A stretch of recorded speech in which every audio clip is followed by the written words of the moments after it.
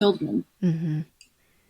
And after talking to him, it was so amazing because that was the first time I met him.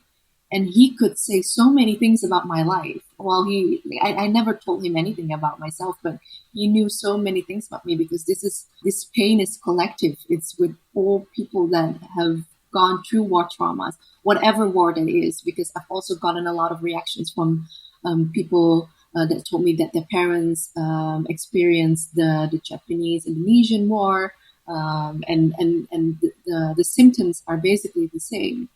And I think that's what's so great about the documentary too, that it's about Vietnamese culture, but it's also touching so many other cultures.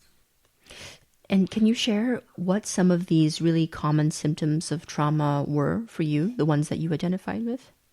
Yeah, I think what I really noticed with my dad is that he had these mood swings where he could go from really happy to really angry, just like that. And that was always really scary. And then when he got angry, I was so terrified of him because there was this deep rage inside of him that just, made him like almost lose control. That made me really afraid of him. And I think he somehow thought that he was still in the war because he was extremely overprotective of me. That at one point he even installed cameras inside of our living room. And my sister and I, we always felt so weird about them because why would you, do you not trust us? Do you, I always saw that he just never really trusted anyone.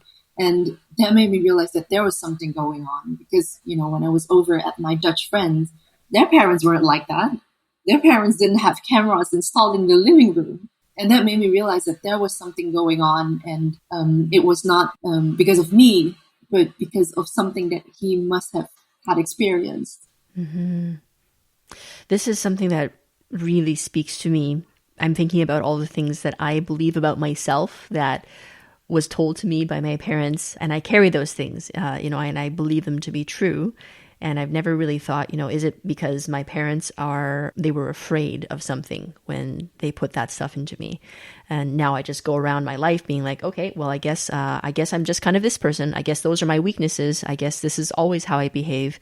When really those might be the echoes of their own trauma that they haven't realized. Yeah. And it's really hard to reflect on that because if you think that that's the way you just are, and you never really think about where it really, really comes from on a deeper layer, then you will never get to what made you this way.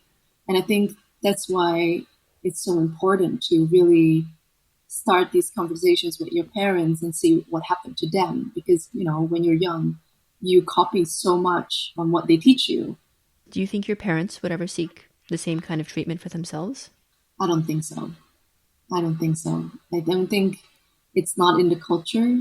I do believe that after doing this documentary, they do see that talking about certain problems is really good. I actually have an example for that. Like a while ago, my sister and my parents had a really big fight about something.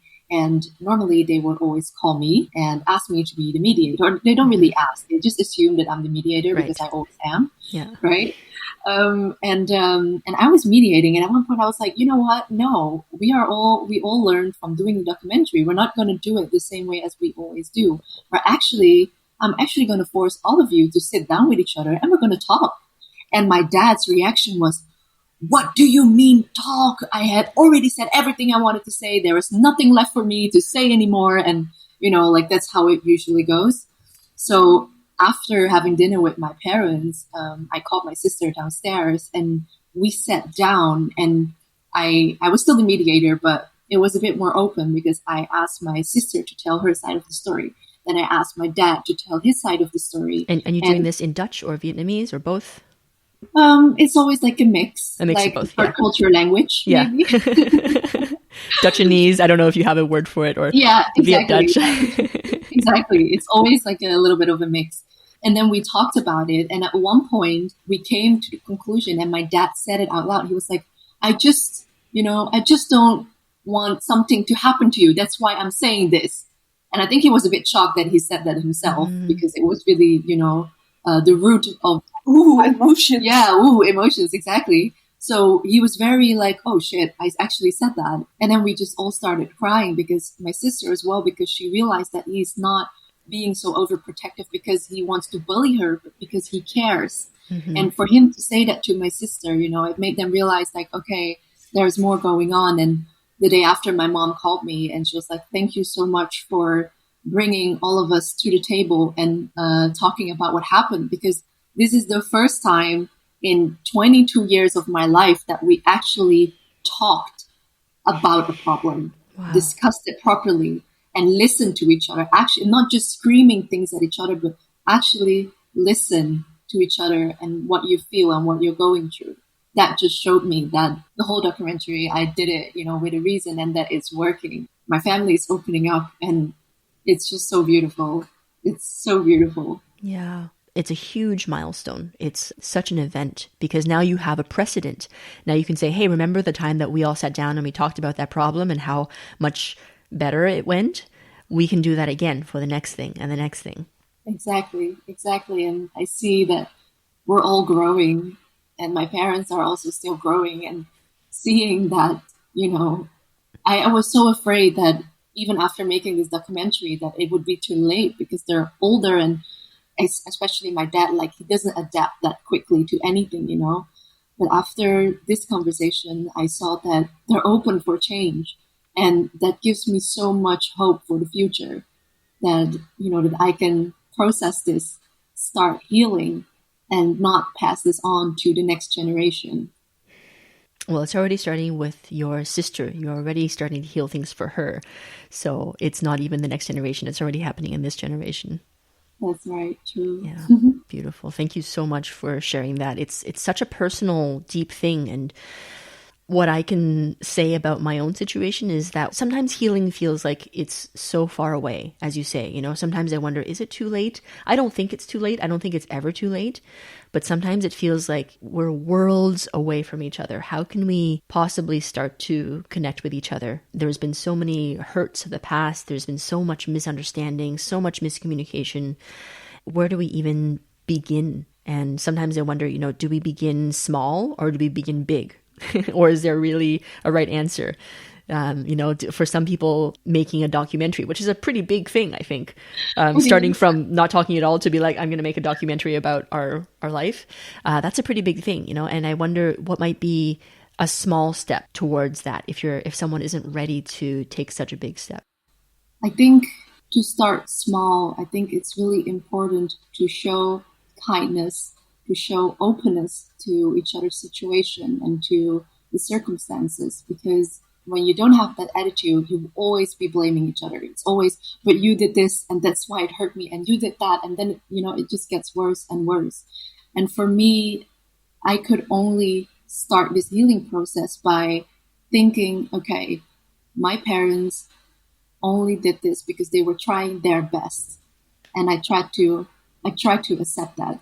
And that was, I think, the most difficult like part of this whole process, because how do you just accept all this pain? How do you accept that they treated you that way?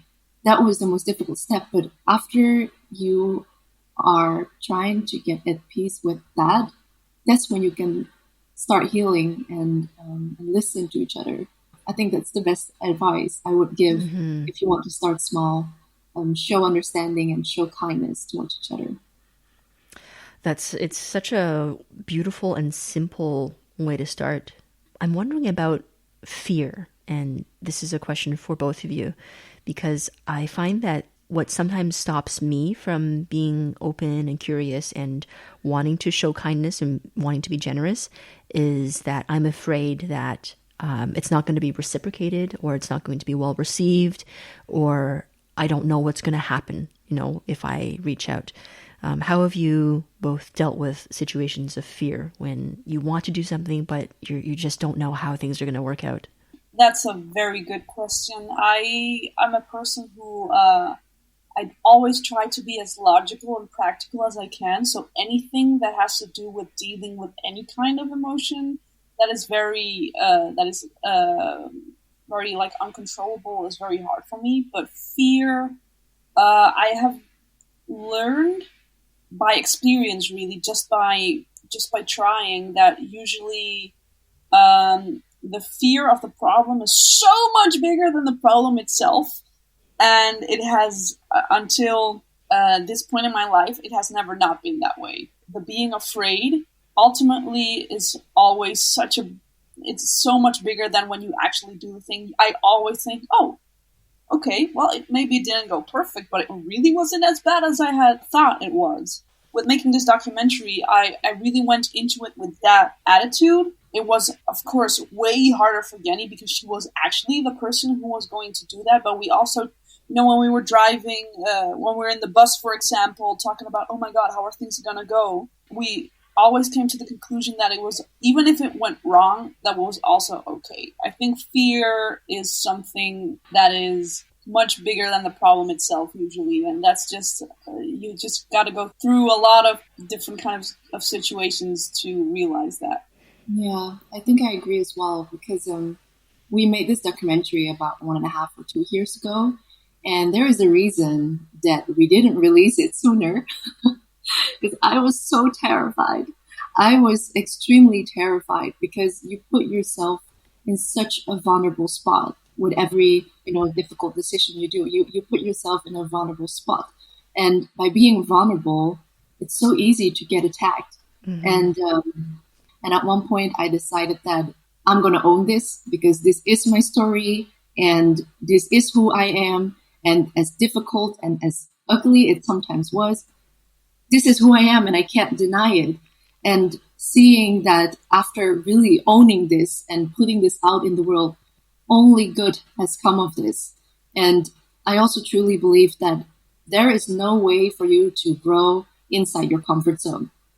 And yeah. Oh, yeah. This was so far out of my comfort zone. Oh my God. Like this was really far out of my comfort zone, but I just thought about what it might do to other people and how it might affect other people. And with that in mind, I decided to do it anyway. And really all I see now is just a chain of positive reactions. And also for me personally, right? Like also like seeing that it affects so many people, it's really all over the world. It's really beautiful. And I actually recently watched this other documentary that also made me decide to release it. And it's a Vietnamese documentary with English subtitles. It's called Living in Kindness. They say that kindness is in every person.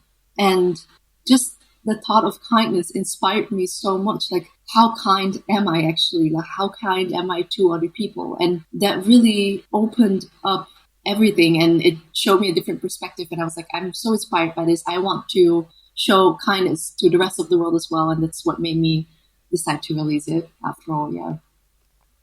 Of course, there's been such a chain of positive reactions. There has to be when you put yourself out like this and you share something so vulnerable and so personal, it's going to resonate with people who, and we know there are a lot of people who must resonate with this story, as you say, whether they're in the Netherlands or elsewhere in the world, because the Vietnamese exodus it's just been such a cataclysmic event in history.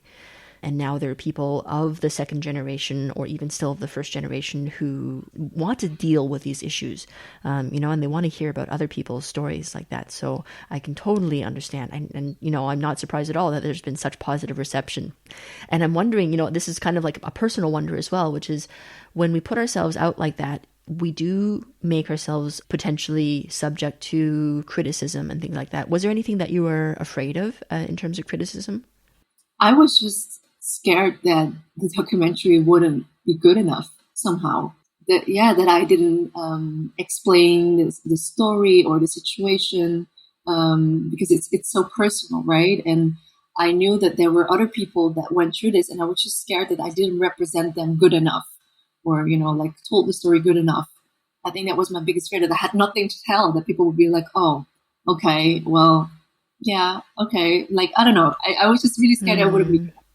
Also, I think that Orihana put so much time and effort in the editing and everything. And when I saw the last version, I literally was in tears again because she was able to tell my story in such a good and amazing way that it couldn't have been done better. This is literally